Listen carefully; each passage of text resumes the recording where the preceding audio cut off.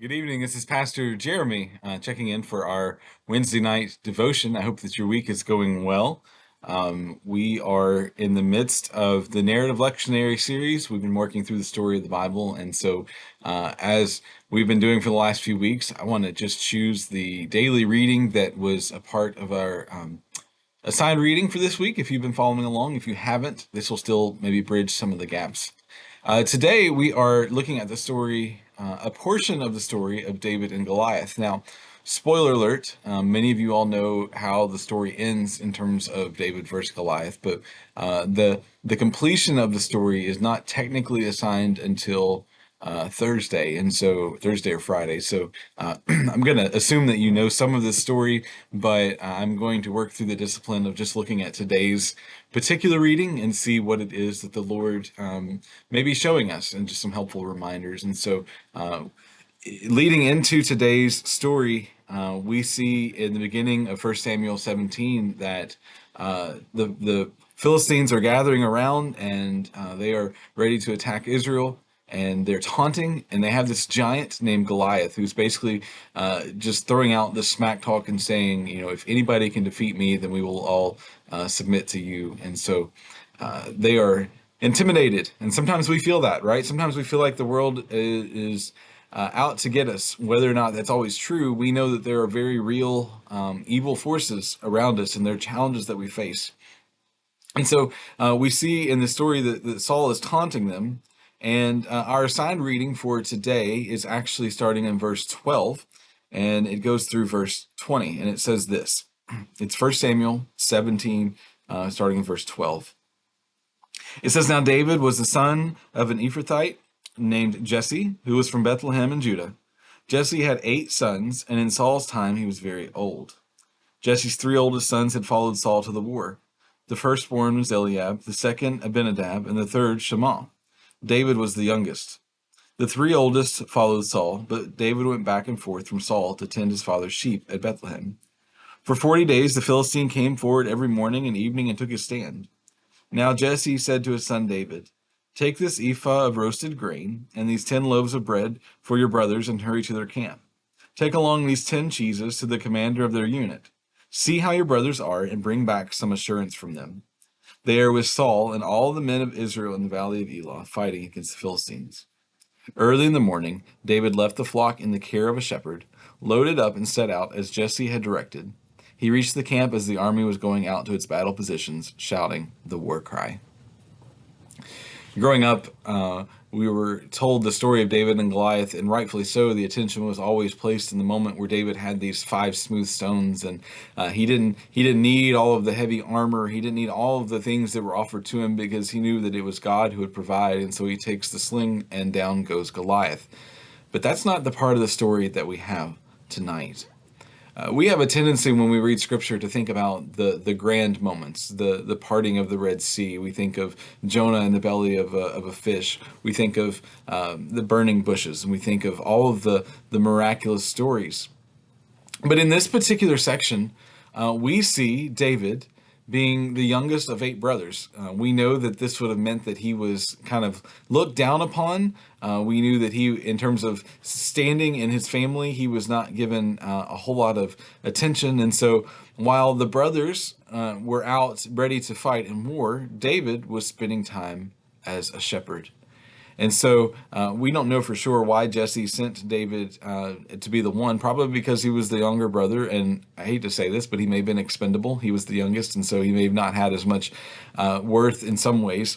But David, nonetheless, is being sent to deliver sandwiches to his brothers out in the battlefield. And so his brothers have been trained, and they're preparing, and they're serving in Saul's army, and they are out there.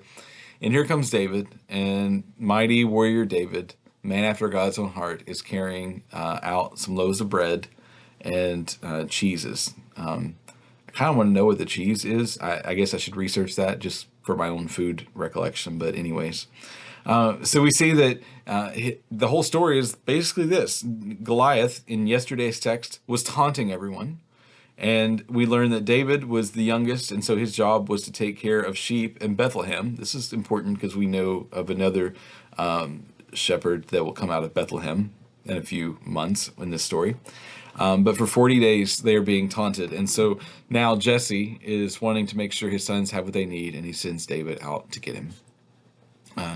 We don't know when our greatest battles in life will come up. For David, he would have this battle with Goliath. He would have many other battles where he would be leading soldiers in war.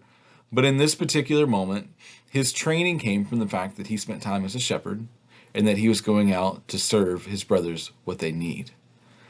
There are days in our lives where it feels like it is just super mundane. It feels like everybody else is going out and doing these great stories, and maybe we'll hear these stories of churches, other places, or people that we know, and it seems like they're doing all these incredible things, and we see the Spirit raining down, and we see all these great stories, and then we look at our lives and we feel like, I don't know, like we're just serving up some sandwiches, or that we're just going to check in on people. But these are some of the moments that paved the way for David to be able to do great things. He was trained as a shepherd. He had been taught.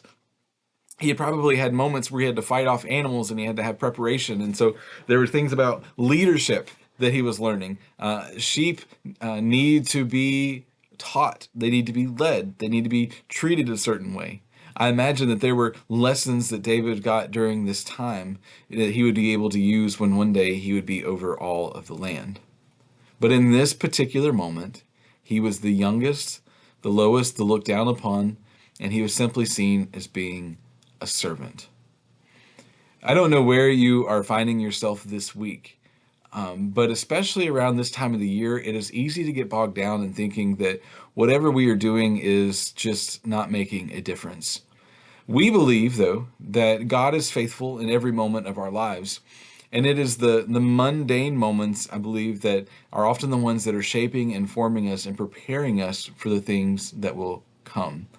If you are in a battle right now, I hope and pray that you will find peace, but I also pray that maybe you are able to rely upon a faith that has carried you through other battles before and have maybe equipped you and trained you. If you feel like life is going pretty good or pretty boring, what ways can we continue to grow in our understanding and our abilities and our service so that we are better able to be prepared for the moments that come in front of us? Rich Mullins, and I didn't get up the direct quote, but Rich Mullins said something along the lines of, when David set out, he didn't set out to defeat Goliath. He said he set out to give his brother sandwiches, and Goliath got in the way. The only thing that you can do, the only thing that I can do, and I sound like a broken record because I say this a lot, but the only thing that we can do is the next thing that God is calling us to. So if you feel like, I don't know if I'm making a difference, I don't know if any of this is doing any good, if any of this is working, this is a reminder that we are called to put our faith and trust in a God who is working out a story greater than we could ever imagine.